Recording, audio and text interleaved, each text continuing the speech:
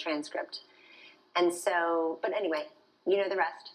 Donald Trump decided he would like to put out a video apology, and he did that night. And 2 days later less than 2 days later was the second debate in St. Louis.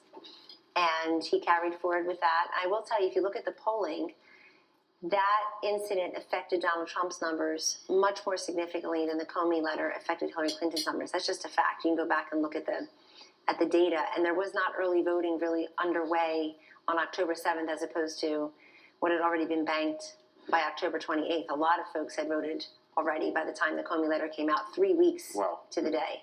Probably 80 to 90% of the electorate had not yet voted when the Comey letter. When the tape came out, Saturday Night Live had Hillary Clinton popping a bottle of champagne. Yeah, that was ridiculous. Was that your reaction? Did you think, oh my God, this is done, this is over? Not at all. That was not. In fact, I remember the meeting I was in when that news came out was we were dealing with WikiLeaks, and that was something that our campaign, the stolen emails that the Russians were leaking out, we had to deal with that every day, and we stayed focused on that.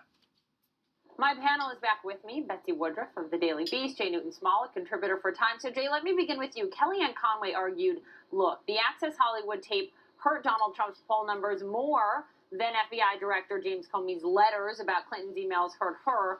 When you just take a step back and you look at that moment, what do you think was key for Trump in recovering from that scandal? Because I had people on my program that day saying, this is it, this is over. I mean, no one thought he could recover.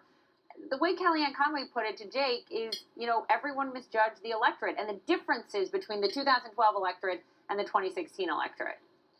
Sure. I mean, certainly when you look at the polling that Kellyanne was looking at and I was looking at, especially amongst women voters, there was a really large swing away from Donald Trump, particularly amongst non-college educated women voters after that tape came out. And you saw by October 16th, basically there was an Atlantic poll that had them tied, Hillary Clinton and Donald Trump, amongst non-college educated women voters because essentially of that tape. But whereas, you know, a few weeks beforehand, he'd been ahead by almost 20 points with that same demographic.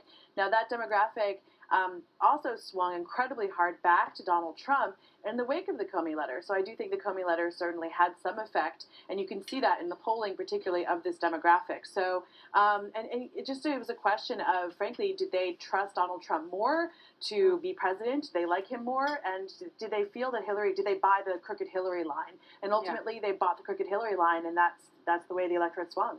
Yeah, and they were willing, many voters told me they were more willing to roll the dice on an unknown quantity than on a quantity that they knew but didn't really love. Betsy, Jake Tapper also asked Clinton's campaign manager, Robbie Mook, about that moment when Bernie Sanders was taken off the VP list. Listen. But at the end of the day, she felt like Tim Kaine would represent her views and values if, you know, God forbid, he had to become president, that he had the background and preparation to do the job, but also that partnership and that chemistry was the right one. Do you think that Bernie Sanders might have made it a tougher race? Yes. And Bernie Sanders, I'd also like to publicly thank Bernie Sanders for his effect on our campaign because he softened up Hillary Clinton. He won 22 states and 13 million voters, and that ain't nothing.